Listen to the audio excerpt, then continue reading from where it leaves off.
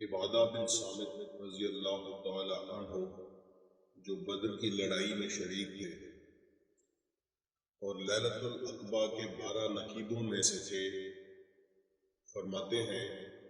کہ رسول اللہ صلی اللہ علیہ وآلہ وسلم نے اس وقت جب آپ کے گرد صحابہ کی ایک جماعت بیٹھی ہوئی تھی، فرمایا کہ مجھ سے بیعت کرو اس بات پر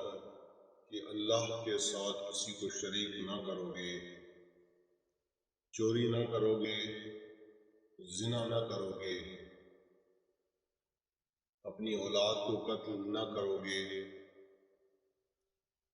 اور نہ آمدن کسی پر کوئی ناحق بہتان باندھو گے، اور کسی بھی اچھی بات میں اللہ کی نافرمانی نہ کرو گے۔ جو کوئی تم میں اس عہد کو پورا کرے گا تو اس کا ثواب اللہ کے ذمہ ہے، اور جو کوئی ان بری باتوں میں سے کسی کا ارتکاب کرے اور اسے دنیا میں اسلامی قانون کے تحت سزا دے دی گئی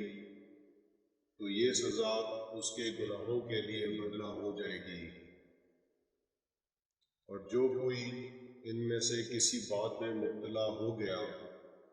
اور اللہ نے اس کے گناہ کو چھپا لیا تو پھر اس کا معاملہ اللہ کے حوالے ہے، اگر چاہے معاف کرے